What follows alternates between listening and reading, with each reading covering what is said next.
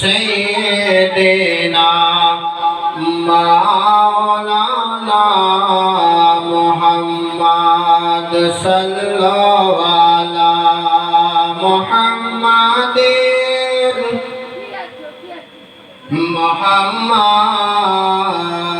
हरदम ज़बान शेने कालो पाक नबी मोहम्मद हरदम ज़बान शेने कालो शाफियाना मोहम्मद मोहम्मद तुमी ओगो खुदार प्यारा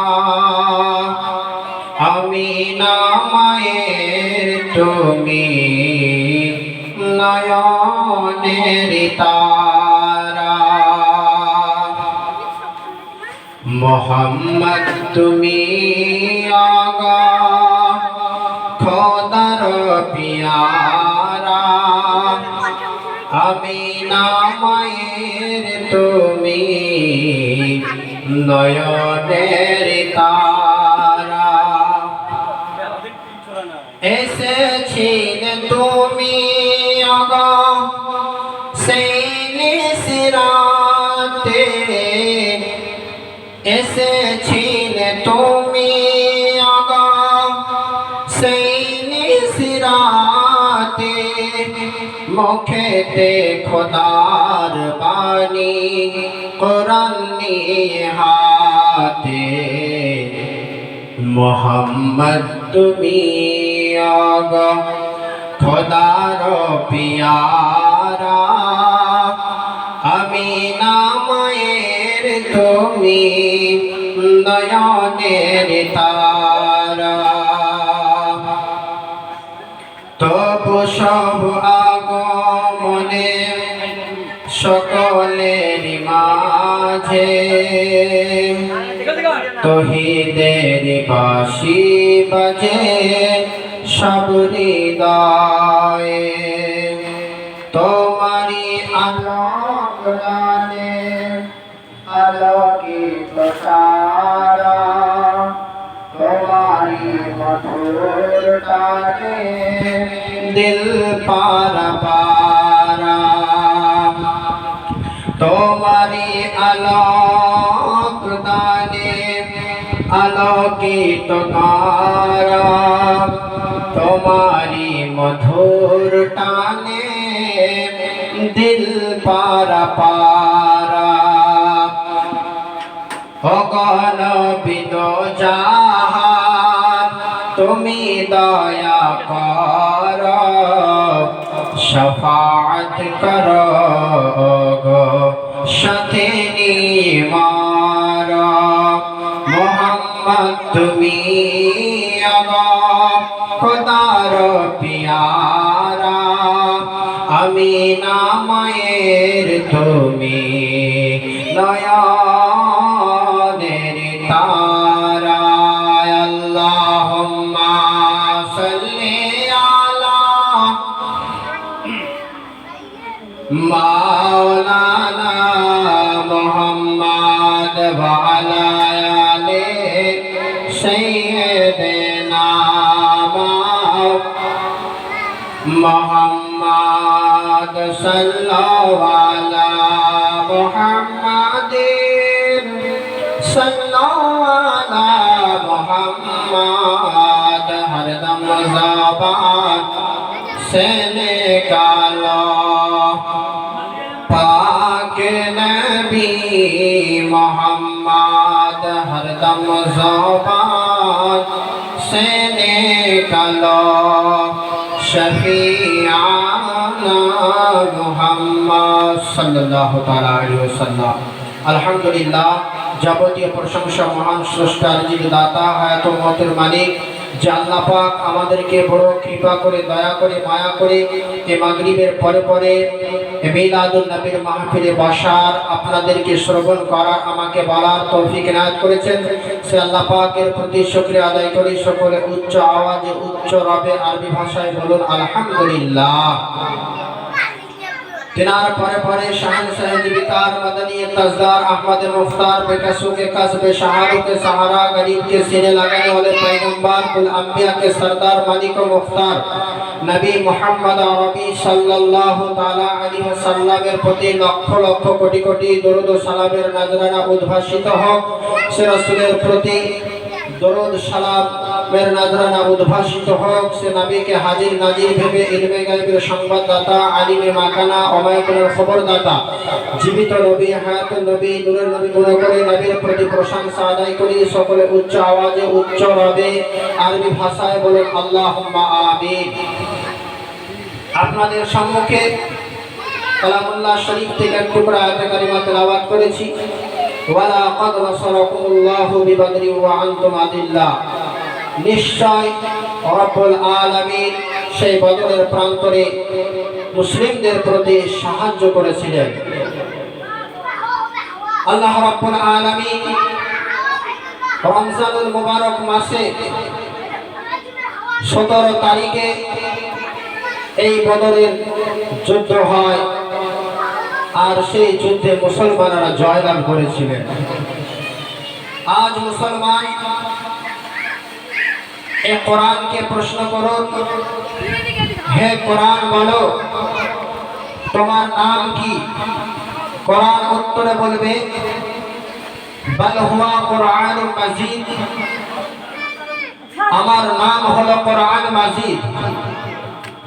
এই কোরআনকে প্রশ্ন করুন, হে কোরআন বলো তুমি কার নিকট থেকে এসেছো? কোরআন উত্তরে বলবে তানজিলুম মির রাব্বিল আলামিন, আমি আল্লাহর পক্ষ হইতে এসেছি। হে কোরআন বলো তুমি কোন মাসে এসেছো? কোরআন উত্তরে বলবে শাহরু রমাদানাল্লাযী উনজিলা ফীহিল কোরআন, আমি রমজানুল মুবারক মাসে এসেছি। আবার কোরআনকে প্রশ্ন করুন, হে কোরআন বলো তুমি কার উপরে অবতীর্ণ হয়েছো? কোরআন উত্তরে বলবে নুজিলা আলা মুহাম্মদ, আমি মুহাম্মাদের উপরে অবতীর্ণ হয়েছি।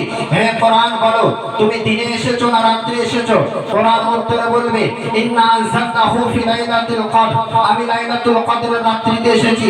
হে কোরআন বলো তুমি এসেছো তো কি কারণে এসেছো? কোরআন উত্তরে বলবে হুদাল লিন-নাস, আমি মানুষের হেদায়েতের জন্য এসেছি। সেই কোরআন থেকে আপনাদের সম্মুখে এক টুকরা আয়াতে কারিমা তেলাওয়াত করেছি। ওয়ালা কাদ নাসরাকুমুল্লাহু বিবদরি ওয়া আনতুম আযিল্লা, এই বদরের কথা আল্লাহ পাক কোরআনের মধ্যে বলেছেন। এই বদর একটি কুয়ার নাম। মক্কা থেকে মিডিলে, মদিনা থেকে মিডিলে এই স্থানে রমজানুল মুবারক মাসের 17 তারিখে এই বদর আপনার প্রান্তরে যুদ্ধ হয়েছিল। সেই দিন মুসলমানরা আপনার জয় লাভ করেছিলেন, বলেন সুবহানাল্লাহ। মুসলমানদের সংখ্যা ছিল 313 জন। তাদের উট ছিল 70টি, 2টি ঘোড়া ছিল, 6টি জেরা আর 8খানা তলোয়ার ছিল। আর কাফেরদের সংখ্যা ছিল 1000। তাদের 700 উট ছিল, 200 ঘোড়া ছিল, তাদের অনেক সামানপত্র ছিল, অনেক ছিল। সেই সময়ে রাসূল পাক সাল্লাল্লাহু আলাইহি ওয়াসাল্লাম যখন ইসলামের দাওয়াত দিতে লাগলেন, সেই সময় আপনার ইসলামের বড় যুদ্ধের প্রথম যুদ্ধ আপনার বদরের যুদ্ধ। এই যুদ্ধে আপনার রাসূল পাক সাল্লাল্লাহু আলাইহি ওয়াসাল্লাম নিজে আপনার ছিলেন। এমন সময় নবী মুস্তাফা সাল্লাল্লাহু আলাইহি ওয়াসাল্লাম সকল সাহাবাদেরকে ডাক দিলেন। আপনার আনসার সাহাবী এবং মুহাজির আপনার যারা মক্কা থেকে এসেছে সকলকে ডাক দিলেন। ডাক দেওয়ার সঙ্গে সঙ্গে আপনার উপস্থিত হয়ে গেল। উপস্থিত হওয়ার পরে 2 জন বাচ্চা ছেলে, আপনার একজনের বয়স 9 বছর, একজনের বয়স 10 বছর, তারাও উপস্থিত হয়ে গেল। তার মা বলেছিল বাবা যাও, নবী ডাক দিয়েছে যুদ্ধের জন্য, চলে যাও। তোমরা 2 জনে যাওয়ার পরে শহীদ হয়ে যাবে। আমি এই 2 সন্তানের মা, আমি শহীদের মা হতে পারবো। সঙ্গে সঙ্গে তারা চলে গেল। এমন সময় আমার নবী মুস্তাফা সাল্লাল্লাহু আলাইহি ওয়াসাল্লাম ডাক দিয়ে দিলেন সাহাবীদেরকে। সকল সাহাবারা চলে আসলেন। আসার পরে একজন সাহাবীর কাছে নবীজিকে আপনার আবদার করতেছেন, বলছো আমার সাহাবী কি নিয়ে এসেছো? সকল সাহাবী যে সাহাবী আপনার যা নিয়ে এসেছিলেন সমস্ত কিছু দিয়ে দিলেন। এমন সময় নবীর চাচা হযরত আব্বাস রাদিয়াল্লাহু তাআলা আনহু তিনি আপনার চলে আসেন মক্কা থেকে। আসার পরে নবীজির কাছে আপনার উপস্থিত হলেন। নবীজি আপনার বললেন, চাচা যান কিছু নিয়ে এসেছেন নাকি? বলতেছে, ভাতিজা আমি তো গরিব, আমার কাছে কিছু নেই, আমার বাড়িতে কিছু নেই। নবী মুস্তাফা সাল্লাল্লাহু আলাইহি ওয়াসাল্লাম বলতেছেন, ও চাচা আপনি বাড়িতে আমার চাচির কাছে উম্মুল ফজলের কাছে আপনি আশরাফিয়া রেখে এসেছেন। ওই আশরাফিয়া গেলে আপনি বললেন চাচা বলতেছেন, ও চাচাকে বলতেছেন নবীজি, ও চাচা আপনি আমার চাচিদানকে বলতে লাগলেন, ও উম্মুল ফজল শোনো, আমি এই যুদ্ধের ময়দানে চলে গেলাম, আমি আশরাফিয়া তোমাকে দিয়ে গেলাম, যদি আমি পুনরায় ফিরে আসি আমাকে আবার দিয়ে দিবে, আর যদি ফিরে না আসি তাহলে তুমি অন্য স্থানে দান করে দিবে। এই বলে চলে এসেছে। এমন সবাই নবীজি বলতে লাগলেন, ও চাচা যান ওই আশরাফিয়া গুলা আমার চাচিদারের কাছে রেখে এসেছেন। সঙ্গে সঙ্গে হযরত আব্বাস রাদিয়াল্লাহু তাআলা আনহু বলতেছে, ভাতিজা জানতে পারলে কিভাবে, বুঝতে পারলে কিভাবে? হযরত নবী মুস্তাফা সাল্লাল্লাহু আলাইহি ওয়াসাল্লাম বলতেছেন, চাচা এই ক্ষমতা রব্বুল আলামিন আমাকে পাওয়ারফুল নবী বানিয়েছে। নবীজি মদিনাতে আছেন আর মক্কার খবর দিয়ে দিচ্ছেন। একজন ব্যক্তি, একজন জামাত বলতেছে যে নবী ইলমে গায়বের সংবাদ দিতে পারে না, আমার নবী মুস্তাফাকে ইলমে গায়বের সংবাদদাতা যে পাওয়ার স্বয়ং রব্বুল আলামিন দিয়েছে, বলুন সুবহানাল্লাহ। এমন সময় আপনার বদরের প্রান্তরে সকালবেলায় আপনার যুদ্ধ আরম্ভ হবে, রাত্রিবেলায় সকল সাহাবীরা ঘুমিয়ে গেছেন, আরাম করতেছেন। আপনার আমার নবী মুস্তাফা সাল্লাল্লাহু তাআলা আলাইহি ওয়াসাল্লাম এখনো তিনি ঘুমাননি, আল্লাহর কাছে দোয়া করতেছেন, রব্বুল আলামিন আমরা সংখ্যাতে 313 জন আর তারা হচ্ছে 1000, তাদের সঙ্গে আমরা মোকাবেলা করব, তাদের সঙ্গে যুদ্ধ করব। আজ আমরা যদি মিটে যাই, আজ আমরা যদি ধ্বংস হয়ে যাই, আজ আমরা যদি নাস্তালাপুর হয়ে যাই, তাহলে আপনার ধর্ম, আপনার দিন ইসলামকে কে পালন করবে? আপনার ইবাদতকে কে পালন করবে? রব্বুল আলামিন আপনি আমাদের সাহায্য করুন। এইভাবে রাসূলুল্লাহ সাল্লাল্লাহু আলাইহি ওয়াসাল্লাম আল্লাহর নিকটে দোয়া করতেছেন। এমন সময় আল্লাহ রাব্বুল আলামিন হযরত জিবরাইলের মাধ্যম দিয়ে জানিয়ে দিলেন, ও আমার হাবিব শোনো গো, চিন্তা করিও না, চিন্তা করিও না, আমি তিনটা জিনিসের হেফাজত নিয়েছি। এক নাম্বার হলো কাবা শরীফ, দুই নাম্বার হলো কোরআন শরীফ, তিন নাম্বার হলো মুহাম্মদুর রাসূলুল্লাহ সাল্লাল্লাহু আলাইহি ওয়াসাল্লাম। এই তিনটা জিনিসের আমি হেফাজত নিয়েছি। রব্বুল আলামিন বলতেছে, আমি চিন্তা করিও না, চিন্তা করিও না, আমি সাহায্য করব। কোরআন তো বলছে, ওয়ালাকাদ নাসারাকুমুল্লাহু বিবাদরি ওয়া আনতুম আযিল্লাহ, নিশ্চয় সেই বদরের প্রান্তরে মুসলমানদের উপরে আল্লাহর সাহায্য ছিল, বলুন সুবহানাল্লাহ। এবার সকাল হয়ে গেল, ওই দুই বাচ্চা ছেলে মুআজ আর মাউজ দুইজনে আসার পরে নবীকে বলতেছেন, ইয়া রাসূলুল্লাহ, ইয়া হাবিবাল্লাহ, নবী গো আমাদেরকে যুদ্ধের ময়দানে নিয়ে যেতে হবে। নবীজি বলতে লাগলেন, বড় ছেলেটাকে নিলেন আর ছোট ছেলেটাকে নিলেন না। নবীজি বলতে লাগলেন, এই ছোট ছেলে তুমি যুদ্ধ করতে পারবে না। এমন সময় ওই ছেলে দুটোকে তার মা বলেছে, ও আমার সন্তানেরা শোনো, আমার স্বামী বেঁচে নেই, আজ তোমার পিতা বেঁচে নেই, আজ নবী ডাক দিয়েছে যুদ্ধের জন্য। আমার স্বামী যদি বেঁচে থাকতো, তোমার পিতা যদি বেঁচে থাকতো, তাহলে আমি পাঠিয়ে দিতাম। আমার স্বামী যখন ওই ময়দানে যাওয়ার পরে শহীদ হয়ে যেত, আমি শহীদের বিবি হতাম। কিন্তু আমার স্বামী নেই, আমার স্বামী নেই তো কি হবে?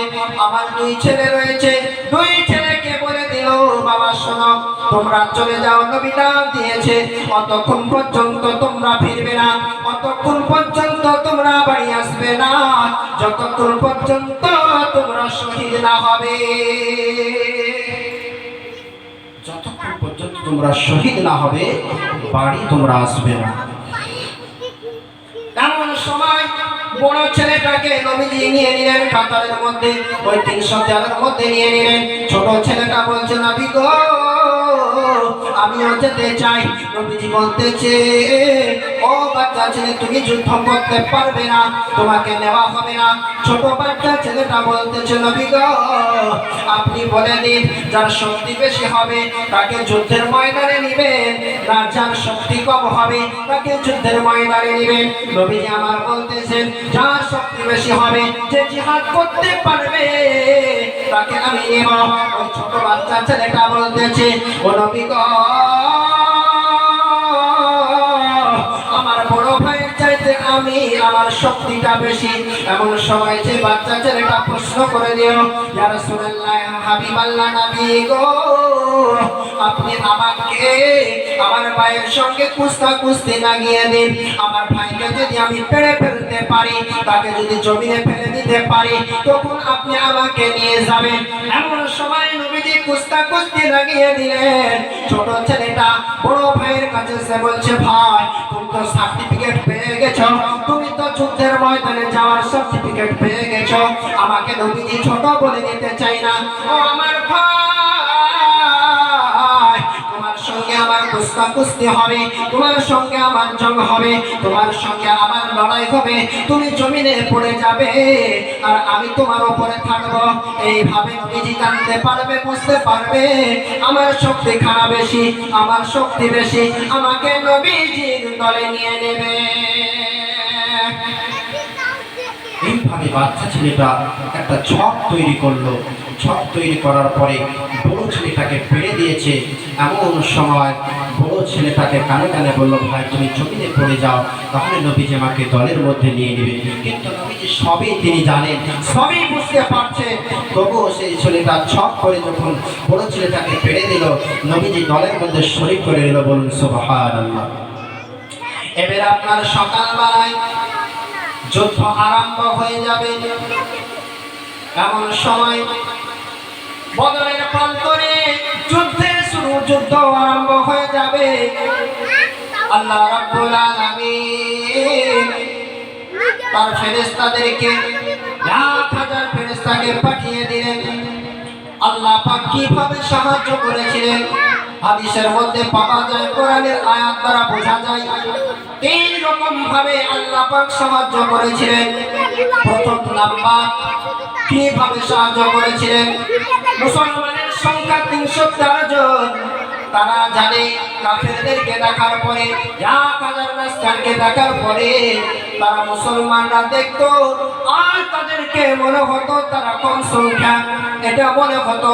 মুসলমানদেরকে এইভাবে সাহায্য করেছিলেন আল্লাহ পাক। কারণ তারা যখন 1000 লস্করের মধ্যে কম সংখ্যা মনে হয়, তখন মুসলিমদের ইমানি শক্তি পাওয়ার বেড়ে যায়। আর কাফের মুশরিকদেরকে তারা যখন মুসলমানদেরকে দেখত 313 জন, অল্প সংখ্যা হলেও তাদের চোখে 2 গুণা মনে হতো। এইভাবে আল্লাহ পাক সাহায্য করেছিলেন। আর দ্বিতীয় নাম্বার সাহায্য এইভাবে করেছিলেন, তৃতীয় নাম্বার সাহায্য করেছিলেন আল্লাহ পাক 1000 ফেরেশতা পাঠিয়ে দিয়ে ওই কাফের মুশরিকদেরকে নাস্তানাবুদ করে দিয়ে তাদেরকে জাহান্নামের মধ্যে পাঠিয়ে দিয়েছে। সাহাবীরা বলতেছেন, ইয়া রাসূলুল্লাহ, ইয়া হাবিবাল্লাহ, আমরা যখন নাঙ্গা তলোয়ারখানা তুলি, সঙ্গে সঙ্গে আমরা ওই তলোয়ারখানা যখন হাতে তুলে ওই কাফেরদের গর্দনে যেমনই তলোয়ারখানা চালাতে যাব, তার আগে সে খতম হয়ে যায়, সে শেষ হয়ে যায়, সে জাহান্নামে পৌঁছে যায়। এইভাবে সকল সাহাবীরা বলতেছেন, ইয়া রাসূলুল্লাহ, ইয়া হাবিবাল্লাহ, নবী গো, আমরা যখনই নাঙ্গা তলোয়ারখানা উত্তোলন করেছি, কাফেরদের গলার মধ্যে যেমন তলোয়ারখানা চালাবো, সঙ্গে সঙ্গে ওই কাফের মুশরিকরা, আবু জেহেলের দলেরা পতন হয়ে যায়। নবীজি বলে দিলেন, ও আমার সাহাবারা, তোমরা চিন্তা করিও না, ভয় করো না, আমাদের সঙ্গে আল্লাহ আছে। বলুন সুবহানাল্লাহ। আর ওই দুই ছেলে, একজনের বয়স 9, একজনের বয়স 10 বছর, তারা টুকটুক করে আপনার ময়দানে এগিয়ে যাচ্ছে। নবীর একজন সাহাবী হযরতে আব্দুর রহমান বিন আউফ, তিনাকে বলতেছে, চাচা যান, এই যুদ্ধের মধ্যে আবু জেহেল কোন ব্যক্তি?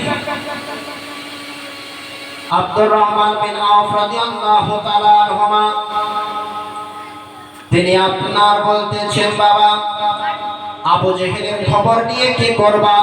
আবু জেহেলকে কেন চিনতে চাইছো, জানতে চাইছো বলো? ওই দুইজন বাচ্চা ছেলে বলল, আবু জেহেলকে এই কারণে আমরা জানতে চাইছি, আবু জেহেল আমার নবীকে গালিগালাজ করেছে, আমার নবীকে অত্যাচার করেছে, আমার নবীকে পাথর ছুঁড়ে মেরেছে। আমরা যতক্ষণ পর্যন্ত তাকে কতল না করতে পারবো, তাকে জবাই করতে না পারবো, ততক্ষণ পর্যন্ত আমরা এই ময়দান থেকে যাব না। আব্দুর রহমান বিন আউফ ইশারা করে দেখিয়ে দিলেন,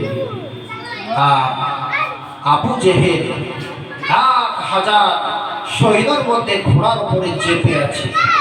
বাচ্চা ছেলে দুইজনে দুই হাতে তলোয়ার নিয়ে চলতে লাগলো। তারা বাচ্চা ছেলে কিভাবে কতল করবে? ঘোড়ার উপরে আছে। তারা দুইজনে আপনার যুক্তি পরামর্শ করলো, ভাই যাওয়ার পরে ঘোড়ার ট্যাগের উপরে তলোয়ারখানা চালাবো, যেমনই ঘোড়াটা জমিনে পড়ে যাবে আর সঙ্গে সঙ্গে আবু জেহেলের গলাতে তলোয়ারখানা চালিয়ে দেব। এবারে দুই ছেলে আপনার টুকটুক করে আগাতে লেগেছে। যাওয়ার পরে এবারে আপনার ঘোড়ার পায়ের উপরে তলোয়ারখানা মেরে দিল, আর সঙ্গে সঙ্গে ঘোড়া পড়ে গেল। পড়ে যাওয়ার সঙ্গে সঙ্গে আবু জেহেল জমিনের মধ্যে পড়ে গেল। আর ওই দুই ছেলে হাতে তলোয়ারখানা নিয়ে, তাদের মধ্যে একজন আবু জেহেলের গর্দনের উপরে তলোয়ার চালিয়ে দিল। সঙ্গে সঙ্গে আবু জেহেল জাহান্নামে পৌঁছে গেল। বলেন নাউযুবিল্লাহ। আবু জেহেল জাহান্নামে পৌঁছে গেল। এমন সময় তার সন্তান আকরামা দেখার সঙ্গে সঙ্গে ওই ছেলেকে আপনার তলোয়ার দিয়ে শহীদ করে দিল। ওই ছেলেকে শহীদ করে দিল। আর একজন ছিল, তারা সেও আপনার যুদ্ধে করতে করতে একটা হাত তার কেটে দিল, কিন্তু সে লড়াই করতে পারে না, এই হাতেও পারে না।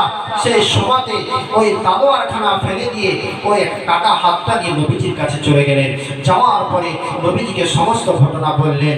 নবীজি থুতু মুবারক দিয়ে তিনার হাতটাকে লাগিয়ে দিলেন। সঙ্গে সঙ্গে হাত মুবারক আপনার নবীজির থুতু মুবারকে সেই সন্তানের হাত আপনার জোড়া লেগে গেল। বলেন সুবহানাল্লাহ। এই নবীর মুজিজা, সেই ছেলেটা আপনার শহীদ হয়ে গিয়েছিল। এইভাবে আমার নবীজি সাল্লাল্লাহু আলাইহি ওয়াসাল্লাম সেই বদরের প্রান্তরে আপনার জয় লাভ করেছিলেন।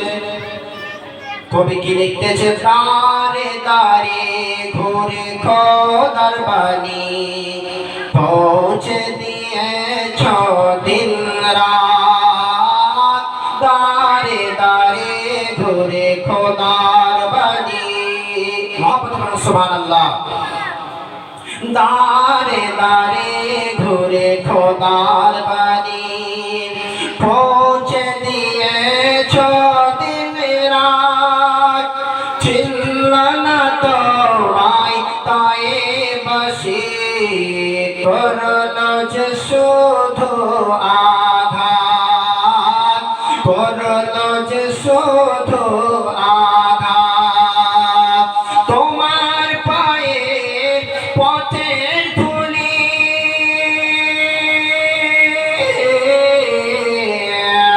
তোমার পায়ের পথের ধুলি এই চোখে সুরমা বলে দিয়েছি। আমি দেখিনি তোমায় চোখের তারায়, তোমায় ভালোবেসেছি। আমি দেখিনি তোমায় চোখের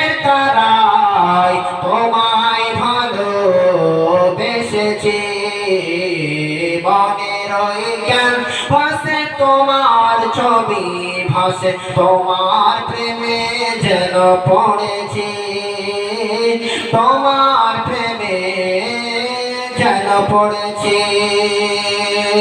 এইভাবে আপনার বদরের প্রান্তরে জয়লাভ করলেন। আজ মুসলমানের ঈমান যদি থাকে, পৃথিবীর কেউ আপনার হারাতে পারবে না, হারাতে পারবে না।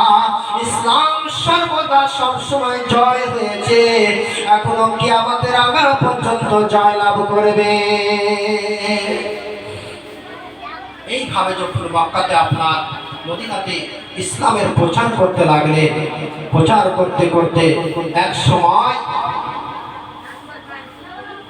আবু জেহেল বলতেছে, এমন দেশে হাবিবি আমিনীকে ডাক দিল। ডাক দেওয়ার পরে সে চলে আসলো। আসার পরে বলতেছে, হাবিবি আমিনী শোনো, আজ এই মক্কা শহরে ইসলামের প্রচার হয়ে যাচ্ছে বেশি বেশি করে। আজ তাদের ধর্ম, ইসলাম ধর্ম যদি বেশি বেশি করে প্রচার হয়ে যায়, আমাদের বাপ দাদার যে ধর্ম আছে বন্ধ হয়ে যাবে, নিভিয়ে যাবে, তাদের ধর্মটা জাগ্রত হয়ে যাবে। ইন্নাদ্দীন আনদাল্লাহিল ইসলাম, আল্লাহর মনোনীত ধর্ম হচ্ছে ইসলাম। সারা পৃথিবীর মধ্যে যত প্রকারের ধর্ম রয়েছে, সমস্ত ধর্মের চাইতে উত্তম ধর্ম হচ্ছে ইসলাম। সুবহানাল্লাহ। এই ধর্মকে উঠতে দেওয়া যাবে না। এমন সময় হাবিবি আমিনীকে বলা হলো। হাবিবি আমিনী শোনার পরে বলতেছে, ঠিক আছে, তোমার কথা শুনলাম, মুহাম্মাদের কথা শুনবো, তারপরে ফয়সালা হবে। হাবিবি আমিনী চলে আসলো। আসার পরে নবীকে ডাক দিলেন। ডাক দেওয়ার পরে নবীজি বেরিয়ে আসলেন। নবীজির সঙ্গে আবু বকর সিদ্দিকও বেরিয়ে আসলেন। আসার পরে বলতেছে, আপনি নাকি মুহাম্মদ, আপনি নাকি কালেমা প্রচার করতেছেন, আপনি নাকি ওয়াহদানিয়াতের প্রচার করতেছেন, আপনি নাকি ইসলামের প্রচার করতেছেন, আপনি নাকি নবী, আপনি নাকি মুহাম্মদ, আল্লাহর প্রেরিত রাসূল। আমরা মানি না, বিশ্বাস করি না, কখনো বিশ্বাস করি না। তবে বিশ্বাস করব, দুইটি প্রশ্ন করব। বলতেছে, হাবিবি আমিনীকে মুহাম্মদ সাল্লাল্লাহু আলাইহি সাল্লাম বলতেছে, ও হাবিবি আমিনী বলো, তোমার কি প্রশ্ন রয়েছে? হাবিবি আমিনী বলতেছে, এই আসমানের চন্দ্রকে যদি দুই ভাগ করতে পারে, তবে আপনার কালেমা পড়ে আমরা মুসলমান হয়ে যাব, আপনাকে সত্য নবী বলে মেনে নেব, আপনাকে সত্য নবী পয়গম্বর, আপনি যে নবুয়তের এলান করেছেন মেনে নেব। এবং সময় হাবিবি আমিনী বলতে লাগলো, আপনার আমার নবী মুহাম্মদুর রাসূলুল্লাহ সাল্লাল্লাহু আলাইহি ওয়াসাল্লাম হাতের আঙ্গুলের ইশারা করলেন। ইশারা করার সঙ্গে সঙ্গে আসমানের চন্দ্র দুই ভাগ হয়ে গেল, দুই ভাগ হয়ে গেল। আবার পুনরায় ওই আসমানের চন্দ্রকে একত্রিত করে দিলেন। এ রাসূলুল্লাহর মুজিজা ছিল, বলুন সুবহানাল্লাহ। আপনার আমার নবীকে হাবিবি আমিনী প্রশ্ন করল। প্রশ্ন করার পরে প্রশ্নের উত্তর পেয়ে গেল। এবার নবী সাল্লাল্লাহু আলাইহি সাল্লাম বলতেছেন, হাবিবি আমিনী বলা, তোমার কি আর প্রশ্ন আছে? বলতেছেন নবীকে, নবী গো, আমার যে প্রশ্ন আছে অন্তরের মধ্যে আছে, আপনি যদি বলতে পারেন আমার অন্তরে কি চাইছে, তবে আমি আপনার কালেমা পড়ে মুসলমান হয়ে যাব। হাবিবি আমিনী প্রশ্ন করার পরে নবী মুস্তাফা সাল্লাল্লাহু আলাইহি সাল্লাম বলতেছেন, ও হাবিবি আমিনী, তোমার বাড়িতে একটি কন্যা রয়েছে, সে চোখে দেখতে পাই না, কানে শুনতে পাই না, মুখে বলতে পারে না, হাত পায়ে অক্ষম রয়েছে।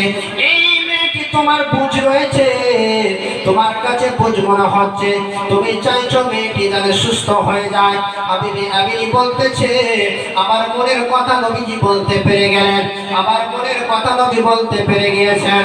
আবু জেহেলকে বলতেছে, আবু জেহেল শোনো, এ মুহাম্মদ সত্য, মুহাম্মদ সত্য নবী, সত্য পয়গম্বর, আমি বিশ্বাস করে নিলাম, আমাকে নবী আপনি কালমা পড়ে মুসলমান বানিয়ে নিন।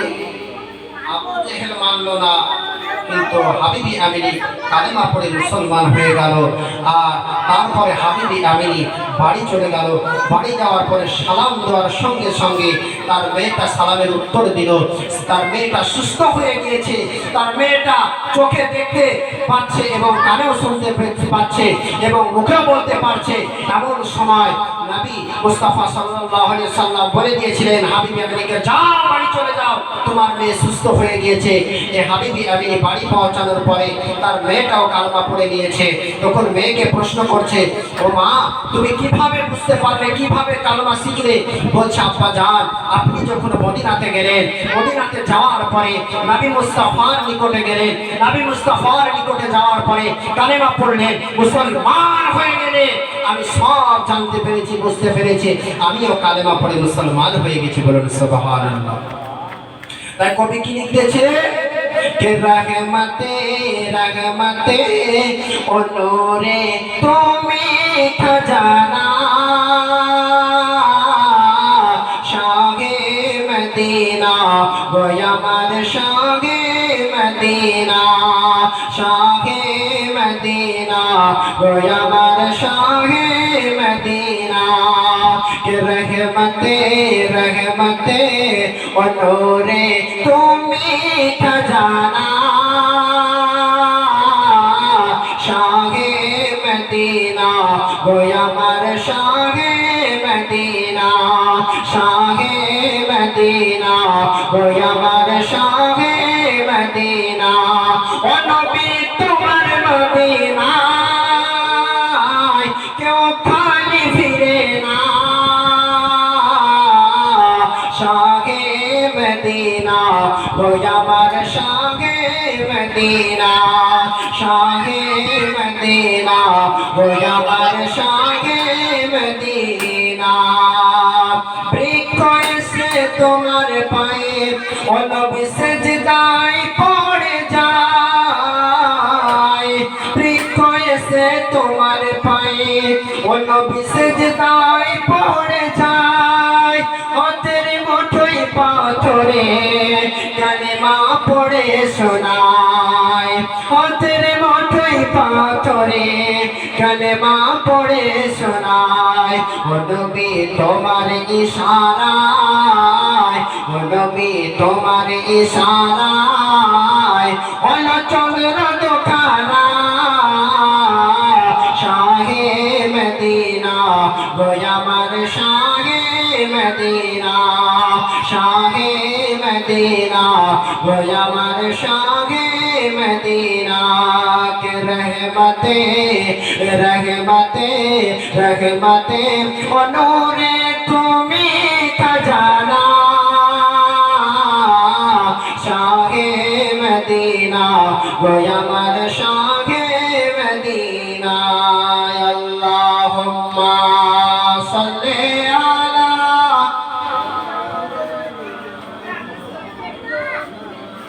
মুহাম্মাদ ওয়ালা আলি সাইয়্যিদিনা মাওলানা মুহাম্মাদ সাল্লাল্লাহু আলা মুহাম্মাদ मोहम्मद हरदम ज़बान से निकालो पाक, मोहम्मद हरदम ज़बान से निकालो मोहम्मद सल्लल्लाहु अलैहि वसल्लम। আপনার আবার নবী কালিকাম দিওয়ালা নবীর নওয়াসা রমজানুল মুবারক মাসের শেষ রমজান ঈদের দিন আসবে এমন সময় আপনার আমার নবীর নওয়াজ হযরত ইমাম হাসান হযরত ইমাম হুসাইন রাদিয়াল্লাহু তাআলা আনহুমা তিনারা দুইজনে তিনার আম্মি জানের কাছে চলে গেলেন। যাওয়ার পরে বলতেছেন হযরত ফাতিমা তুজ জাহরা রাদিয়াল্লাহু তাআলা আনহাকে বলতেছেন, ও আমার আম্মি জান, আগামীকাল সকালে ঈদের দিন আমরা নতুন পোশাক এখনো পর্যন্ত পেলাম না, এখনো পর্যন্ত নতুন পোশাক পেলাম না। তারা যারা নতুন পোশাক পরে ঈদের ময়দানে যাবে তারা কত আনন্দিত হবে। এবার আম্মি জানকে বলতে লাগলেন, ফাতেমাতুজ জাহরাকে বলতে লাগলেন, এবার নামাজ শেষ করার পরে, সমস্ত কাজ শেষ করার পরে হযরতে ফাতেমাতুজ জাহরা রাদিয়াল্লাহু তাআলা আনহা বলতে লাগলেন, ও আমার লালেরা, ও আমার সোনারা, চিন্তা করিও না, চিন্তা করিও না, তোমাদের জন্য নতুন জামা চলে আসবে, নতুন পোশাক চলে আসবে। এমন সময় আল্লাহ রাব্বুল আলামিন